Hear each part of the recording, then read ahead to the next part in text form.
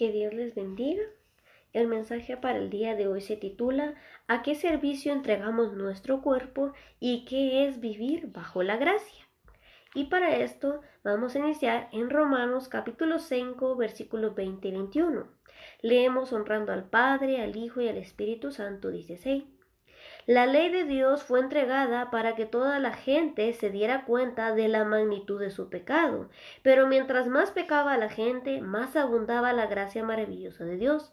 Entonces, así como el pecado reinó sobre todos y los llevó a la muerte, ahora reina en cambio la gracia maravillosa de Dios, la cual nos pone en la relación correcta con Él y nos da como resultado la vida eterna por medio de Jesucristo nuestro Señor.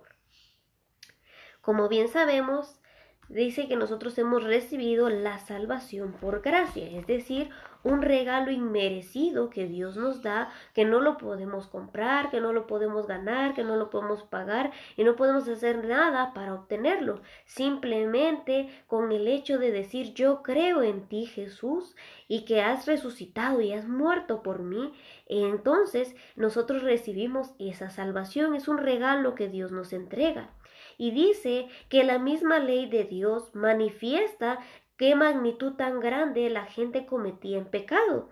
Pero así como la ley daba a entender la magnitud del pecado, la gracia del Señor abundó más y nos dio esa salvación por medio de su Hijo. Y nosotros podemos ver cuán gran amor tuvo Jesucristo por cada uno de nosotros, porque se entregó por nosotros, no viendo Él lo que iba a padecer, no pensando Él en sí mismo, sino pensando en nosotros. Vamos a seguir leyendo en Romanos capítulo 6 del 1 al 8. Dice así: Ahora bien, ¿deberíamos seguir pecando para que Dios nos muestre más y más su gracia maravillosa? Por supuesto que no. Nosotros hemos muerto al pecado. Entonces, ¿cómo es posible que sigamos viviendo en pecado? ¿O acaso olvidaron que cuando fueron unidos a Cristo Jesús en el bautismo, nos unimos en Él en su muerte? Pues hemos muerto y fuimos sepultados con Cristo mediante el bautismo. Y tal como Cristo fue levantado de los muertos por el poder glorioso del Padre, ahora nosotros también podemos vivir una vida nueva. Dado que fuimos unidos en Él en su muerte, también seremos resucitados como Él. Sabemos que nuestro antiguo ser pecaminoso fue crucificado con Cristo para que el pecado perdiera su poder en nuestra vida. Ya no somos esclavos del pecado, pues cuando morimos con Cristo fuimos liberados del poder del pecado, y dado que morimos con Cristo, sabemos que también viviremos con Él. Entonces, dice que la gracia del Señor abundó cuando se dio notoria la magnitud de nuestro pecado. Pero Pablo también les advierte, ¿será que debemos seguir pecando para que la gracia del Señor abunde más y más? Claro que no. Dice que nosotros hemos muerto al pecado. ¿En qué momento morimos al pecado? En el momento en que somos bautizados. Por eso el bautismo en agua y en espíritu debe ser a conciencia y tomarse la decisión de la persona de la responsabilidad que va a llevar a cabo. Tenemos nosotros una nueva vida en Cristo. Y dice que en esta nueva vida en Cristo hemos crucificado nuestro antiguo ser pecaminoso. Así como Jesucristo fue crucificado y llevó en Él mismo el pecado de toda la humanidad y lo entregó allí, nosotros cuando somos bautizados entregamos nuestro ser pecaminoso de manera que ya no podemos vivir practicando el pecado. Podemos cometer en algún momento de nuestra vida un pecado, pero es diferente vivir en ese pecado que cometerlo una vez. Y es por eso que el Señor Jesús nos entrega su palabra para que podamos comprender. Y dice que cuando nosotros ya hemos muerto a ese pecado, el Señor nos da esa libertad. Y esa libertad dice que no la debemos tomar como libertinaje, sino que esa libertad es vivir sin esa culpabilidad, sin ese cargo, sin esa conciencia o sin esa acusación del enemigo que nos esté diciendo hiciste tal cosa, hiciste esto y nos esté acusando y nos esté condenando. No, porque Dios nos ha liberado y podemos levantar nuestras manos. Incluso dice que por medio de Jesucristo tenemos total acceso al trono de la gracia. Ahora vamos a leer en Romanos capítulo 3 versículos 5 al 8. Dice así: Sin embargo, algunos podrían decir, nuestro pecado cumple un buen propósito, porque muestra a otros lo justo que es Dios. ¿No es justo entonces que Dios nos castigue? Esto no es más que un punto de vista humano, de ninguna manera. Si Dios no fuera completamente justo, ¿cómo tendría autoridad para juzgar al mundo? Sin embargo, alguien podría seguir argumentando, ¿por qué Dios me juzga como pecador si mi mentira realza su veracidad y le da más gloria a Él? Algunos incluso nos difaman asegurando que nosotros decimos, cuando más pecamos, mejor. Los que dicen tales cosas merecen ser condenados. Entonces, dice que desde el punto de vista humano podríamos llegar a decir, mi mentira va a llegar a favorecer el mensaje de Cristo, o a causa de que yo mienta aquí se va a predicar de mejor manera, o porque yo haga esta cosa se va a ver como justicia. No, el fin no justifica los medios. Lo que para Dios es justo, e injusto es injusto. Nosotros no podemos torcer la justicia porque el Señor dará el pago. Por eso dice que hay algunos que difaman diciendo que cuanto más pecamos es mejor. ¿Por qué dicen esto? Porque como vemos, dice que cuando más pecado hubo, sobreabundó la gracia del Señor. Y algunas personas en su razonamiento decían que para que más abundara la gracia, más iban a pecar. Y no, dice que los que dicen tales cosas merecen ser condenados. Entonces, no quiere decir que la gracia del Señor nos permite seguir pecando, más bien la gracia del Señor nos liberó de ese peso del pecado, de esa culpa, porque dice la palabra que estábamos muertos en nuestros delitos y pecados y éramos objeto de la ira de Dios, pero gracias a Jesús el Señor nos mira con agrado porque hemos sido justificados por medio de Jesús y como ya no tenemos esa vieja naturaleza pecaminosa, sino que nos hemos vestido de la nueva naturaleza, que es según a la semejanza de Dios, entonces Dios nos ve con agrado. Ahora vamos a ir a Romanos capítulo 8, versículos 12 y 13. Romanos 8, 12 y 13 dice así: por lo tanto, amados hermanos, no están obligados a hacer lo que su naturaleza pecaminosa los incita a hacer, pues si viven obedeciéndola, morirán. Pero si mediante el poder del Espíritu hacen morir las acciones de la naturaleza pecaminosa, vivirán.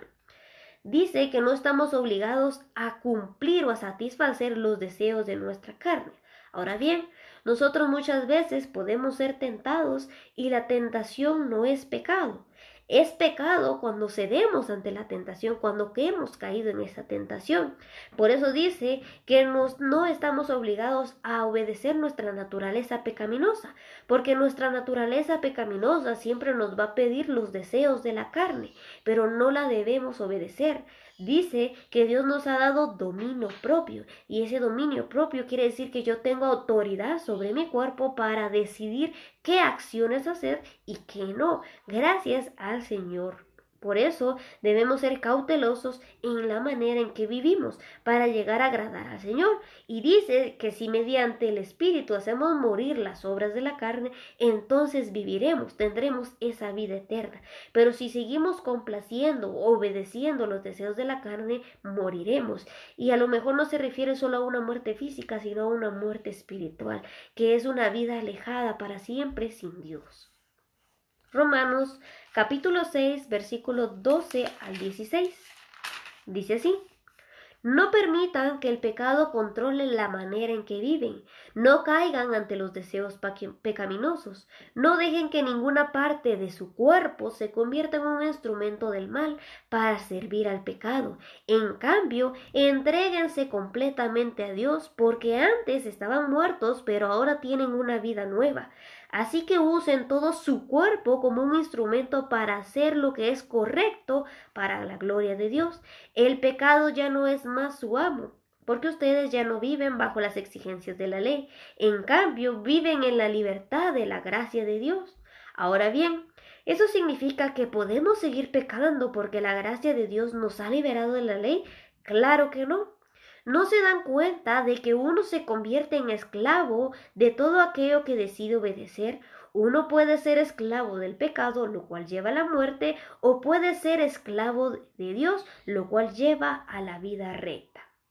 Entonces podemos ver varios puntos importantes. Dice que el pecado nos puede llegar a controlar. Cuando primero ha controlado nuestra mente, porque el pecado primero se concibe en nuestro corazón y luego llega a nuestros pensamientos para luego llegarlos a poner por obra.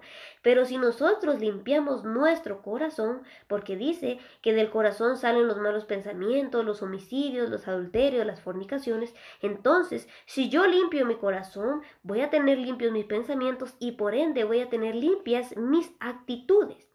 Dice que no caigamos ante esos deseos pecaminosos y que no dejemos que ninguna parte de nuestro cuerpo se convierta en un instrumento para servir al pecado. Entonces podemos ver que Dios quiere de nosotros alma, cuerpo y espíritu. De nada me serviría a mí entregarle mi corazón al Señor, pero si mi cuerpo lo estoy entregando al servicio para hacer lo malo, para hacer el pecado, no le estoy agradando al Señor. Por eso dice que en ninguna parte. Puede ser que con mis ojos yo esté viendo cosas que al Señor no le agradan. Estoy entregando mis ojos para algo que es pecado. Incluso dice la palabra que si nuestro ojo, que es nuestra lámpara del cuerpo, está malo, todo nuestro cuerpo estará malo. Pero si nuestro ojo es sano, todo nuestro cuerpo estará sano. Si yo estoy haciendo con mis manos o con mis pies, estoy yendo a donde no me conviene, estoy haciendo lo que no me conviene, estoy haciendo lo que al Señor no le agrada, de tal manera que eso me va a hacer caer ante los deseos pecaminosos, estoy entregando mi cuerpo al pecado. Dice la palabra que hemos recibido una vida nueva y que nos debemos entregar por completo a Dios. Esa es nuestra clave, cuando nos entregamos completamente a Dios. Porque sí vamos a cometer fallas, errores, pero no será vivir una vida en pecado, sino de vez en cuando. Incluso el Señor Jesús le dijo a Pedro que él era necesario que le lavara sus pies, porque si no, no tendría parte en el reino. Entonces Pedro le dijo, no Señor, lávame también la cabeza y todo el cuerpo. Y el Señor Jesús le dijo, no Pedro, el que está limpio no necesita más que lavarse solo los pies. ¿Por qué? Porque en nuestro diario caminar vamos cometiendo faltas, incluso con nuestros pensamientos, incluso con una mala mirada, incluso cuando tratamos mal a nuestro prójimo o hemos sido injustos y a nuestra propia vista habíamos sido justos, pero delante de Dios es injusticia. Todas estas cosas en nuestro diario vivir que todavía las vamos cambiando son las que debemos ir lavando nuestros pies, pero ya no debemos seguir cometiendo pecados como las inmoralidades sexuales, la idolatría, el adulterio, la fornicación, la brujería, la hechicería. Todas estas cosas no le agradan al Señor. Versículo 14. El pecado ya no es más su amo, porque ustedes ya no viven bajo las exigencias de la ley, en cambio viven en la libertad de la gracia de Dios. Nuevamente volvemos a ver que Dios nos ha dado libertad bajo su gracia. Y Pablo nos explica qué es esa libertad. En versículo 15. Ahora bien, ¿eso significa que podemos seguir pecando porque la gracia de Dios nos ha liberado de la ley? Claro que no. ¿No se dan cuenta de que uno se convierte en esclavo de todo lo que decide obedecer? Uno puede ser esclavo del pecado, lo cual lleva a la muerte, o puede decidir obedecer a Dios, lo cual lleva a una vida recta. Entonces, ¿de quién quiero ser esclavo yo? ¿Dónde quiero yo pasar mi eternidad? Esa es la verdadera pregunta, esa es la verdadera realidad. Si yo entrego mi cuerpo al pecado, si yo vivo en el pecado, si yo soy esclavo del pecado, no puedo y no debo y el Señor no me va a permitir pasar una eternidad con Él. Pero si yo me vuelvo esclavo de Dios, yo obedezco sus mandamientos, a lo mejor no lo puedo hacer 100%, pero el Señor ve mi esfuerzo y ve que cada día voy mejorando y voy mejorando y voy haciendo lo que a Él ya no le agrada. Entonces el Señor me va a premiar. Y eso es lo que al Señor le agrada, cuando llevamos una vida recta. Ahora vamos a ir a Romanos capítulo 12, versículo 1. Dice así: por lo tanto, amados hermanos, les ruego que entreguen su cuerpo a Dios por todo lo que Él ha hecho a favor de ustedes, que sea un sacrificio vivo y santo, la clase de sacrificio que a Él le agrada.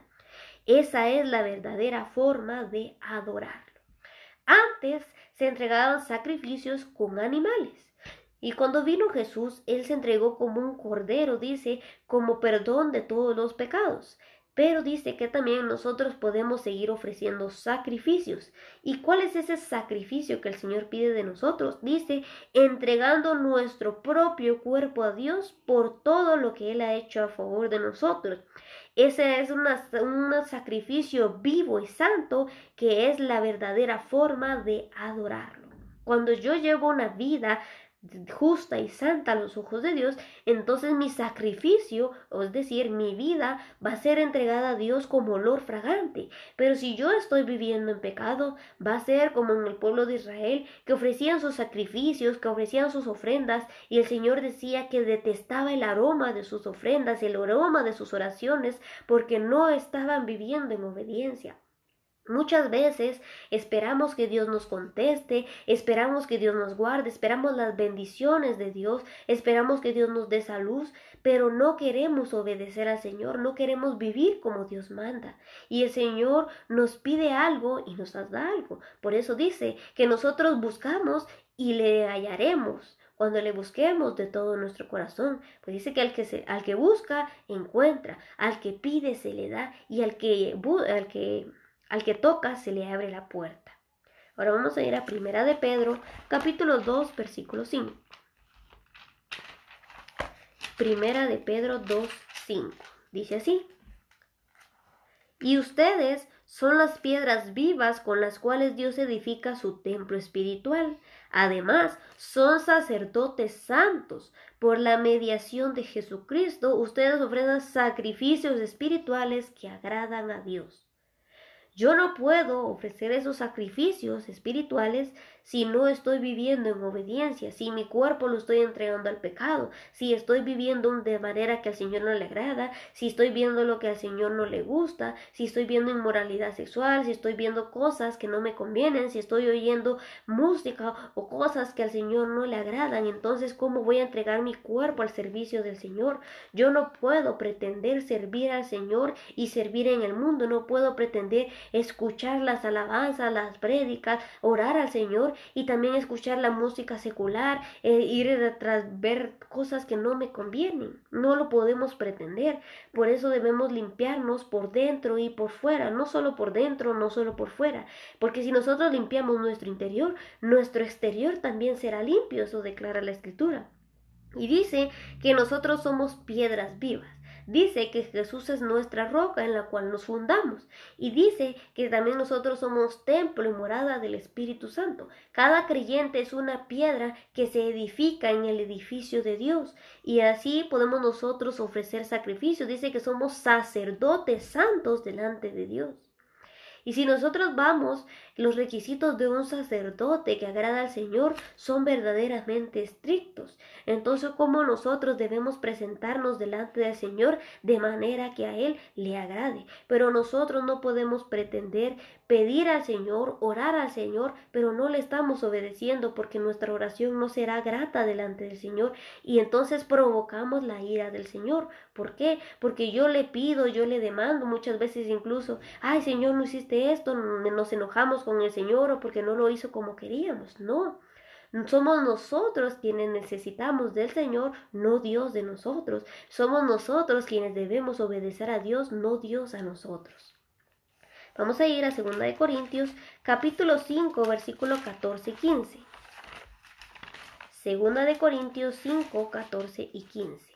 Dice así. Sea de una forma u otra, el amor de Cristo nos controla. Ya que creemos que Cristo murió por todos, también creemos que todos hemos muerto a nuestra vida antigua. Él murió por todos para que los que recibieron la nueva vida en Cristo ya no vivan más para sí mismos. Más bien vivirán para Cristo, quien murió y resucitó por ellos. Dice la Escritura que nosotros hemos sido comprados.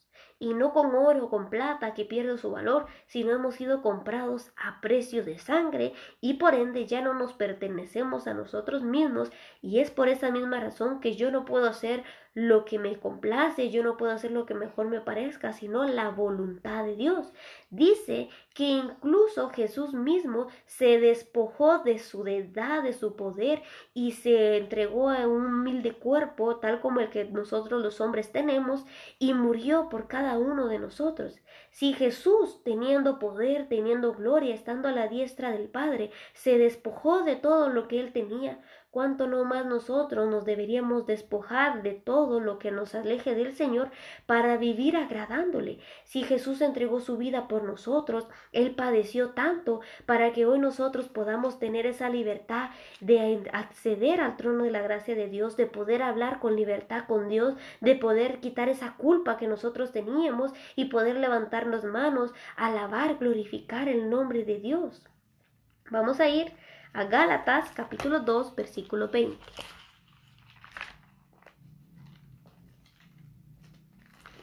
Gálatas 2:20.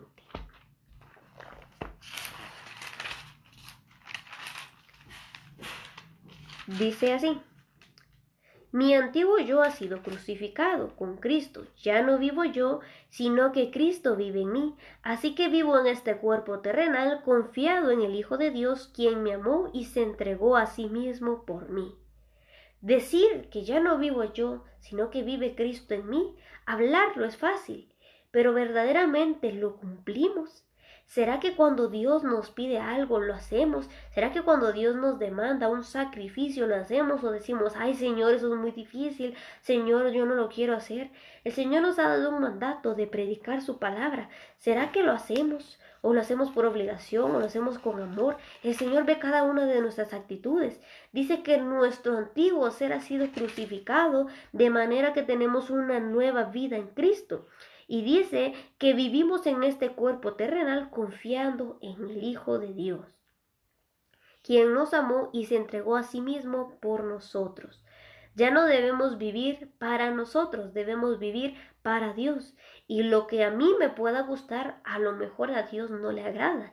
Y por eso debemos tener al Espíritu Santo para que Él nos guíe y nos enseñe. El Señor Jesús dijo, yo les enviaré al Consolador y Él los guiará a toda la verdad. Igual Pedro dice que si tenemos el Espíritu Santo no necesitamos a ningún otro maestro que nos enseñe, porque el Espíritu mismo nos irá enseñando. Pero es importante avivar al Espíritu dentro de nosotros.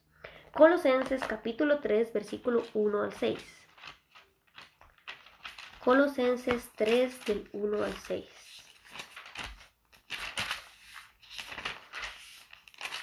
Dice así: ya que han sido resucitados a una vida nueva con Cristo, pongan la mira en las verdades del cielo, donde Cristo está sentado en el lugar de honor a la derecha de Dios.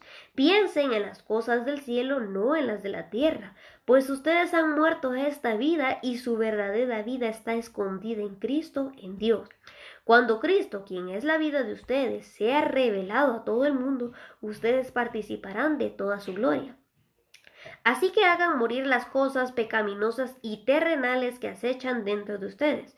No tengan nada que ver con la inmoralidad sexual, la impureza, las bajas pasiones y los malos deseos. No sean avaros, pues la persona avara es idólatra porque adora las cosas de este mundo. A causa de esos pecados viene la furia de Dios. Entonces dice que nosotros tenemos una nueva vida en Cristo. Dice que ya hemos sido resucitados a una nueva vida con Cristo y por lo tanto debemos poner nuestra mirada en las cosas de arriba, en las verdades del cielo. Nosotros no pertenecemos a la tierra, por eso no nos debemos esforzar por cosas de la tierra. El Señor nos irá proveyendo lo que necesitamos, pero nuestro verdadero trabajo, nuestra verdadera meta, nuestra verdadera visión está en las cosas del cielo. Muchas veces se trabaja más por lo terrenal, pero lo espiritual no lo trabajamos. Y es lo espiritual lo más importante.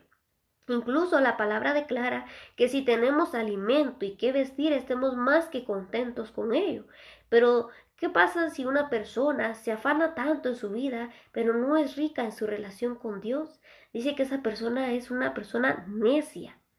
Dice que había un joven rico y tenía sus graneros llenos y dice que en su corazón dijo, los derribaré, los haré más grandes y los llenaré. Luego le diré, alma mía, sáciate, has trabajado, ahora disfruta.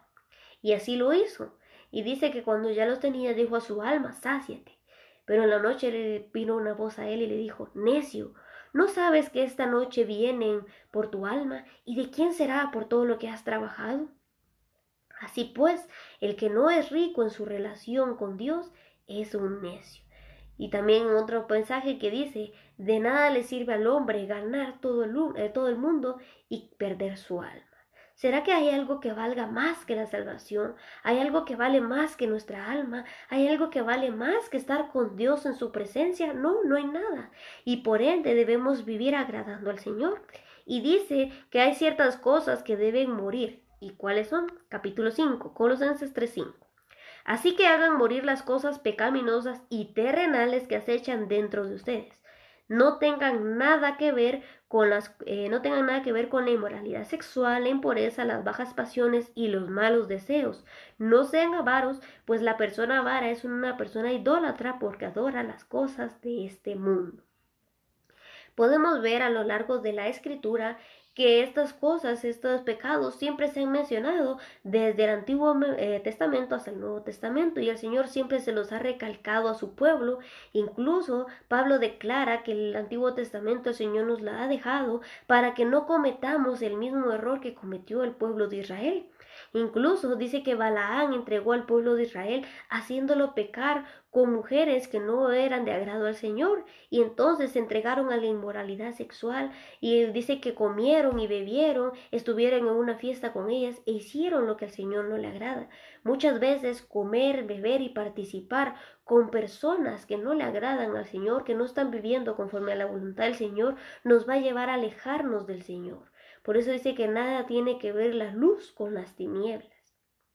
Dice, a causa de esos pecados viene la furia de Dios. Ustedes solían hacer esas cosas cuando su vida aún formaba parte de este mundo, pero ahora es el momento de eliminar el enojo, la furia, el comportamiento malicioso, la calumnia y el lenguaje sucio. No se mientan unos a otros porque ustedes ya no se han quitado la vieja naturaleza pecaminosa y todos sus actos perversos. Vístanse con la nueva naturaleza y se renovarán a medida que aprendan a conocer a su Creador y se parezcan más a Él. Mientras más conocemos al Señor, más vamos cambiando nuestras actitudes, más vamos cambiando nuestros pensamientos y nos vamos pareciendo cada día más y más al Señor. Y para terminar, vamos a ir a 2 de Timoteo, capítulo 2, versículos 20 y 21. Muchas veces queremos que Dios nos use, pero Dios no puede usar instrumentos de deshonra, vasos sucios. Y como veíamos en Romanos, dice que nuestro cuerpo no debe ser utilizado para complacer el pecado, sino que lo entreguemos más bien al Señor como un sacrificio vivo y santo. 2 de Timoteo 2, 20 21. Dice así. En una casa de ricos, algunos utensilios son de oro y plata, y otros son de madera y barro. Los utensilios costosos se usan en ocasiones especiales, mientras que los baratos son para el uso diario.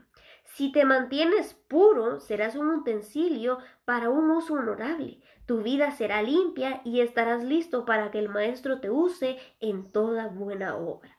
Pablo le dice a Timoteo que aprenda a ser una persona limpia, pura, para que estemos listos para cuando el Señor nos quiera usar, entonces seamos utilizados, porque dice que el Señor utiliza vasos de honra. Queremos ser nosotros esos instrumentos especiales, pues nos debemos purificar para que el Señor nos utilice. Versículo 22. Huye de todo lo que estimule las pasiones juveniles. En cambio, sigue la vida recta, la fidelidad, el amor y la paz. Disfruta del compañerismo de los que invocan al Señor con un corazón puro. Entonces dice que huyamos de todo lo que estimule las pasiones juveniles.